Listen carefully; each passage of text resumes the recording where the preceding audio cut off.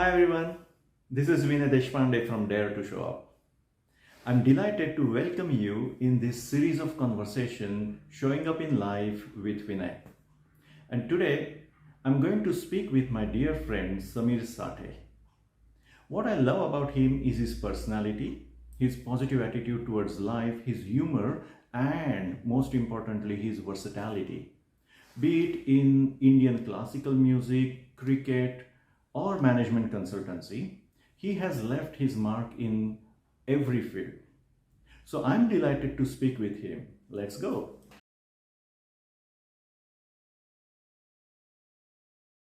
Hi, Samir. Good afternoon. Good afternoon, Vinay.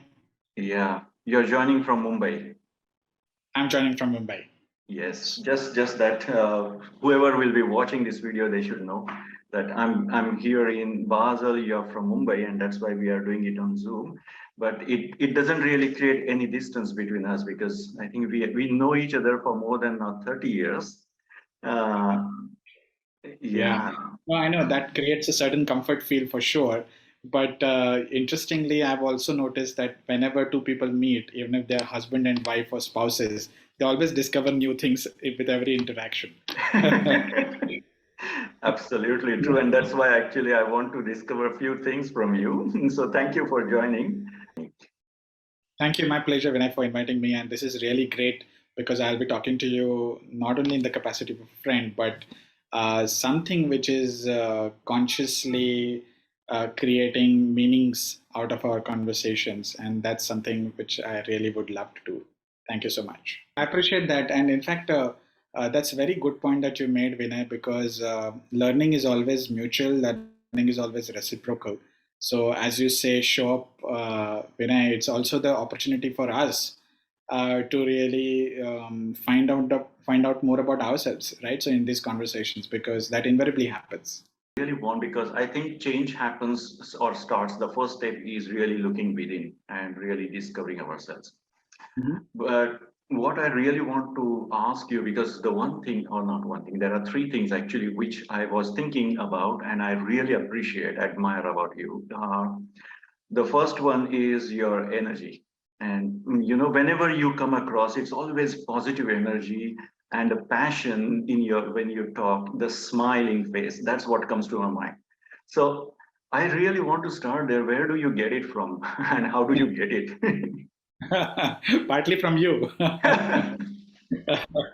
But yeah, I mean, when I think about this, I don't know. I mean, each personality is made of so many different influences, and I must recognize the influences that I've had right from my childhood, which may have sort of built my personality, the way I am, the way I present myself, the way I come across to other people, the way I smile, the way I express myself, and forget genetics for for the time being, because all the other influences that we have had is have also to do with the surroundings, right? So, and luckily, I've had the fortune, by God's grace, very good surroundings right from the beginning, wherein I have dealt with people of different kinds. It could be my sister, it could be my parents, it could be my friends in school, it could be my buddies in cricket when I played cricket, and later on in life when I did music and so many other pursuits that I started indulging in. I think it's the question about the influences that these personalities may have had in me on me. So that's one variable clearly. Um, Secondly, now we must not forget the genetics. Because my parents, they themselves are very positive people, right? Yeah. From the childhood, absolutely. And whether it is my father or mother, or even my sister, all family have been superbly positive, and that's really my fortune, because it's not easy to find a set of positive people in every community, every family. You would always have one of them, of different kinds and etc. But I think I've had the fortune to find those people who have been very positive. So I think it has to do with that, of course. And lastly, it's also about, I think what I've learned in my life is to look at the response that we give to any stimuli from the environment, right? And Any stimuli from the environment could be good or bad. It could really leave you with good thoughts or bad thoughts, good emotions or bad emotions, good feelings or bad feelings. But I think at the end of the day, the response that is generated and the response that is evoked, it becomes positive only when you know that the impact of that response has to be something which is good or the better for that particular human being or for the others who are sort of talking to him or interacting with that person. So when you're conscious about this fact, then I believe that the responses become more positive. And that's why the smiling face, and that's why the positive attitude. And I think when it has to do with energy, I think I learned this later in my life that we just have to manage three things in life very well. One is energy, second is time, and third is relationships. So I feel these three are really the trio of any human being, whether any with any background, with any profession, any vocation, etc. Doesn't matter which socio-economic background that person has come from, doesn't matter what cultural upbringing that person has had. But I think if one manages the energy, time, and relationships very well, um, chances are that you will become a positive person. So that's what I find, and I think thanks to that, I guess these are a summation of all this. That's fantastic. One thing which I really want to pick up on is mm, I remember humor. Again, it comes naturally. You come across as very much jolly and humorous person. And I remember when we were studying together in college, you mentioned about Charlie Chaplin or how like you were fascinated by. So how does that not I mean humor plays part in your personal as well as professional life? Is it really helping you somewhere? That's a great question, Vinay. Humor indeed has been my part of my life, and it continues to play a very important role in my life. I do find that humorous people are generally they are better at living their lives in terms of how they deal with life situations, how they deal with the stresses of life, etc. And Charlie Chaplin was has been my hero right from the beginning. And I remember in my childhood, I always used to talk to my father, and we always used to watch Charlie Chaplin films. And in his films or in his movies, what struck me the most was Charlie Chaplin's ability to convey stark reality in the most humorous way, in the most meaningful way. And that was fantastic. And the way he rendered, the way he acted, more than the slaps, the more than the actions, his emotions really caught me right from the childhood. And I think that has had an indelible impact on my mind, I would say. So therefore, Charlie Chaplin is not only one of my childhood heroes because of his comedy, but because of his ability to emote stark reality in a most humorous way. I think I would represent it like that. In fact, there have been other characters like Tintin. Tintin has been my has been one of my favorites, right? And it's a legacy, it's a character, and some of these characters really stay on, right? I mean, they just don't leave you. And I think some of these characters have left an impact on me, and I have picked up something from each one, right? So if you look at Charlie Chaplin's films, I have a full album of Charlie Chaplin films at my place, and sometimes I watch them, but these days very rarely because I don't get time. But I remember them. I remember the instances. I remember his actions. I remember his emotions. Same with Tintin books. So I think the humor, to my mind, definitely plays a role. And my rationale for that, Vinay, is that humor is an ability to see things in a positive light and to adopt a lens which will make you feel better in that event, right? So it's a mechanism of the body and the mind to actually adapt to the situations. So there is for there is an action, there is a response, right? So what I refer to now, humor is also a response because humor is a body's way or the mind's way to adapt to the situation, right? So now, given there are two scenarios, one could be that you are in a very happy situation, you're cracking jokes, you're at a party, and then you're happy generally, right? Because you're in a positive environment. But in other situations, when you're sad, you're down, you're completely dejected. At that point of time, the humor plays a very important role, because if you're a humorous person, then the chances are that you will recover very well. You will be better Mm. resilient, and you will adapt to the situations better. So I think I definitely feel humor is a great quality. And mind you, Vinay, humor need not be sort of genetic. One doesn't need to be born with great humor. One Mm. can cultivate it, one can practice it, and then Mm. it becomes a part of yourself. So I believe humor is great, and I would encourage every individual to consciously look for humorous moments, Mm. feel them, experience them. um, I think your life will get better. How true it is, but at the same time, there are so many people with whom I'm coaching, and suddenly I heard that like, oh, but yes, I'm quite, with my friend circle, I'm jolly, I crack jokes, but at office I'm much more serious.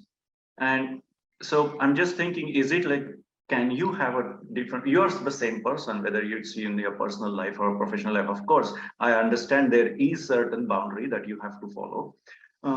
But how does that, how do you manage yourself when you are, say, for example, in a professional setup? So what I try to do, Vinay, I'm not sure whether every person becomes successful, not necessarily 100%, maybe with different degrees.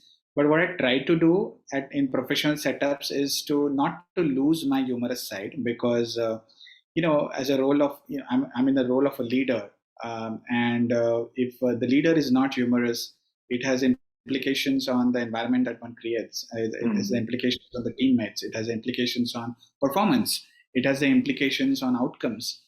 So one is a conscious act, right? So one side of this is a conscious act, thinking that one has to play the role efficiently. One of the tools to do that is humor, right? So apart Yeah. from the skill sets and the performance related aspects, so that's one side of the story. But the other side of the story is really the true nature, right? Given that I love humor, it comes naturally. So when it's a professional setup, if there is a tense moment and there is an argument, one should snatch that moment and be humorous, because that really takes the tension away from the argument, right? And Mm. it really helps in thinking it, thinking it thoroughly. I've noticed that whenever the humor is not present, when there is a lot of tension in the room, there are lots of arguments, there are competing agendas. I mean, offices, professional setups can be very political in nature, right? Mm. Now, in those circumstances, humor does help, because your ability to adapt to situation is better. Your mind is at rest. When the mind is at rest, your cognitive ability to understand the situation and deal with the situation becomes better, because one gets agitated, one gets sad, one gets angry, then your response system is always going to be altered, right? And one I think that one has to strike a balance. I'm not saying in every situation one has to be really happy, chirpy, and laughing, etc. But I think it's a matter of practice, and one can try that skill consciously. So in professional setups, I do try that as one of the tools consciously, Mm. but I also try to imbibe those things in the other people's, because if we are able to change other people, then collectively we create a far better environment, right? So here again, the change matters, because it's not about changing my attitude, my response, and my humor. It's also about changing others and making them realize that how it's going to help them, and that sometimes helps. Yeah, now of course you don't find time to watch movies, and again that's also sometimes I hear a lot. Yeah, now like I'm working for whatever hours, and how do I find a work-life balance, etc. And you being so creative person, I remember again, like you, the third one which I said, like I really admire is your versatility. So whether it's your music, it's playing cricket, and also focusing on your career, you really wanted to go into the management right from the beginning. So how do you right now, being at a, see, like the position where you are the head of India, head of your organization. So how do you really manage that time that you still find time for these other things that really gives you the energy?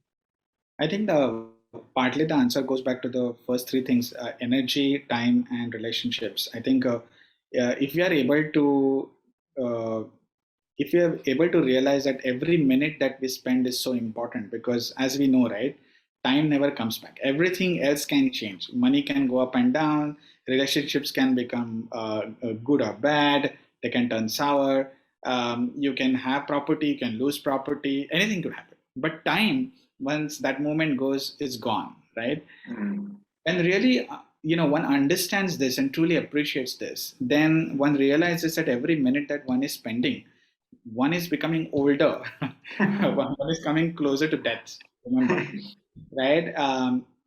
But interestingly, that also makes one feel that every minute that one should spend has to be balanced, right? Has to Mm. be spent judiciously, appropriately. And therefore, that makes me believe that every minute that I spend, right, from waking up to going to bed at night, has to be spent in a most meaningful way, right? Mm. And that realization keeps me on my toes to make sure that I don't really waste my time. But on the other hand, work life balance also demands that one should have enough rest, enough time to even not to plan, right? Because there is a requirement of such moment, such hour in a day. So these days I try to do that because that helps me conserve my energy, right? Mm. Because if one acts like a machine or 24 hours or 18 hours, even if one is sleeping and eating and drinking and doing work, etc., we don't want to become machines, right? So I think that's very important to actually keep some idle time as a time to build your energy back again. So when you balance time and energy, then you naturally balance work and life, right? Mm. Assuming life is not there in work and assuming work is not there in life, right? So I think the point is that if you are able to manage energy well, manage time well, then work life balance becomes easy, because then you can do hajar things. There are many things that one can do, right?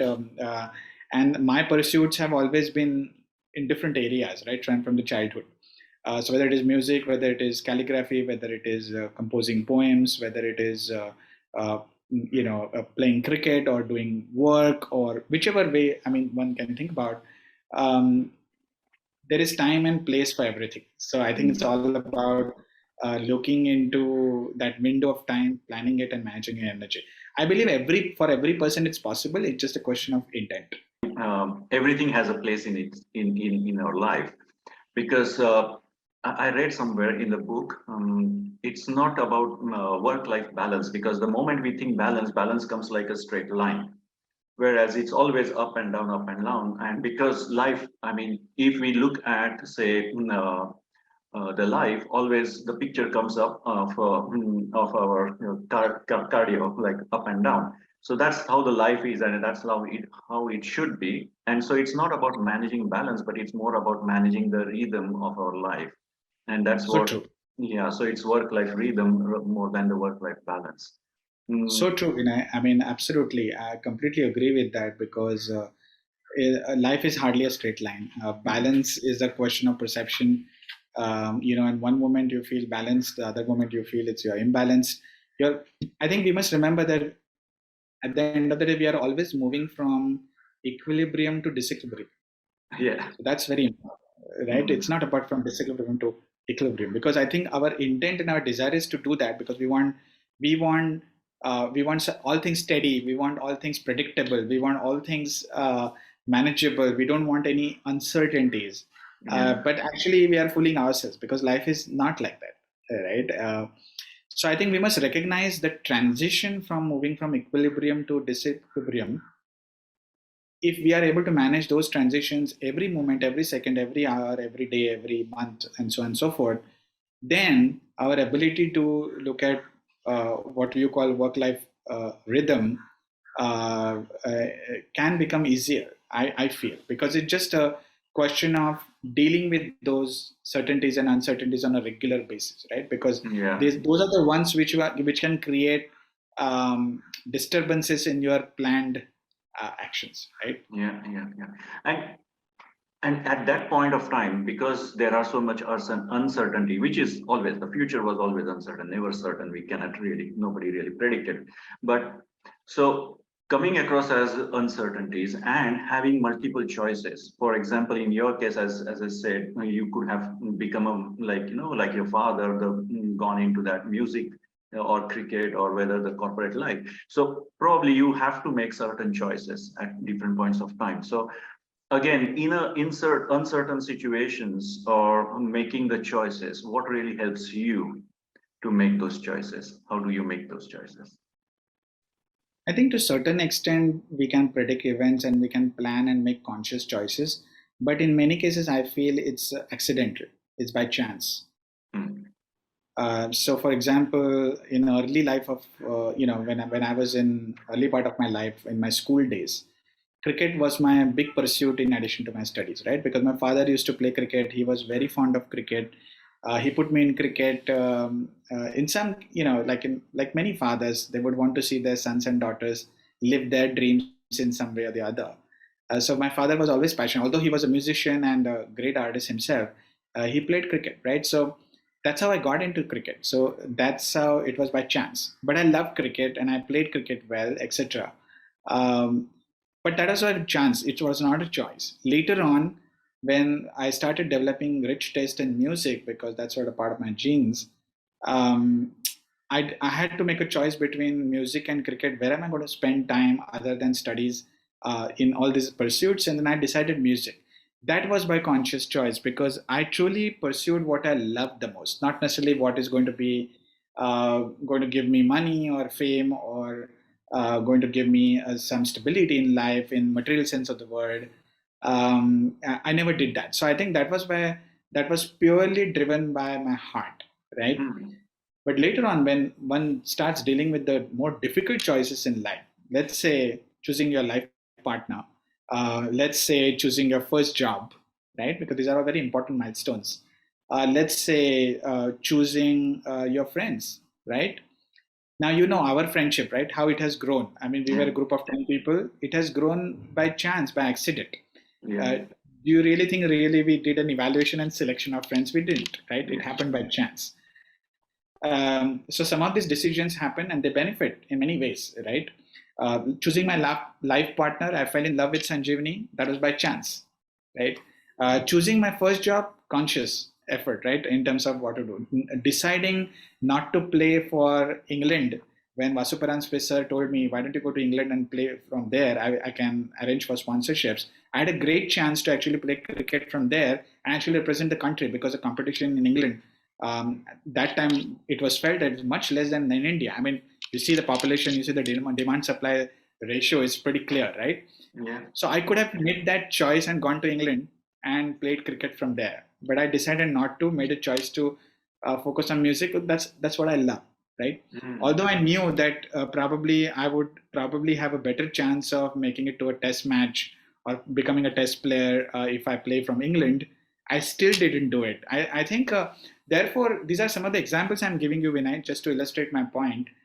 So I feel that when one is dealing with change, one can plan certain things properly, but one has to also be ready for receiving change, adapting to change that happens to you, that occurs to you, that by chance, right? Hmm. I think it's always a combination. It's never one versus the other. But while making a decision, I think your framework should be clear, your objective function should be clear, just like in mathematics. And therefore, if one gets that right, then you can make a choice very clearly, right? And sometimes it's a choice made based on criteria that are very logical. Sometimes they are criteria which don't seem logical, but they are. But they this is what we call this is what people call emotions and feelings. But in life, decision is always a combination of emotions and logic. It's never either or. You said mathematics, and immediately I'm thinking like, what happens if maths is not my favorite subject? Yeah, and I think the 60 to 80% of the students studying could be saying that because maths generally is not a favorite subject. That's so Yeah. true. Yeah, of course, you make choices, which is a conscious decision. And but at the same time, when some people, when we make some choices, when we decide, and then there is at the back of our mind is always like, what if it fails? Yeah, that's true. That's true. So, And I think the fear of failure, and this is a very important point that you have raised. One thing I learned was to be comfortable being vulnerable, being comfortable failing, um, because I've learned this when I pretty lately. I mean, that realization has dawned on me pretty lately, but maybe subconsciously I was doing it. Is to treat life like a play, like a game, right? One doesn't think about that, right? We are always serious. At least I've been always serious about my approach towards life. Maybe in terms of my demeanor and the way I interact could be very different, but I've been very serious about life. Now, I think that doesn't make one open to taking risks, because one is always thinking, hey, what if I fail? Exactly like what you said, right? I think it's an impediment to growth. Yeah. And you must have read this book by Carol Dweck, right? The Growth Mindset. Yeah. Yeah. I think one has to be comfortable being uncomfortable, Mm. and the growth mindset is all about that at the core of it, right? So if one is dealing in a stable condition, all predictable situations, one can never take the risk. And what follows in stock market is true with life: high risk, high reward. Yeah. So if you're open to risk, measure the risk well, evaluate them well, take a sort of conscious call, then I think the chances are you won't go wrong. And even if you go wrong, I don't think we should really be judgmental. And I think that's the Mm. mistakes that most humans make. They have a guilt, they have a judgment saying that, oh, I did this wrong, you did this wrong. And that's where the problem takes place. So I feel uh, one should not have the fear of failure. One can plan to mitigate the risks. One can plan to reduce the probability of a failure, but one should not have a fear of failure. Yeah, I mean, I could go on and on with this conversation. I'm loving it at the moment. But yeah, we have to stop somewhere. So maybe we stop here for the moment. But before we stop, those who would be watching this, and if you like it, I would really love to hear from you, either in sending me the direct message or put it into the comments. But what are your takeaways, and what is it that you really liked about this conversation? So thank you for listening. Thank you for joining, Samir, and we'll continue again. So let's stop here for the moment. Thank you, Vinay. My pleasure. I hope you liked what I'm saying, listeners and watchers. Thank you so much.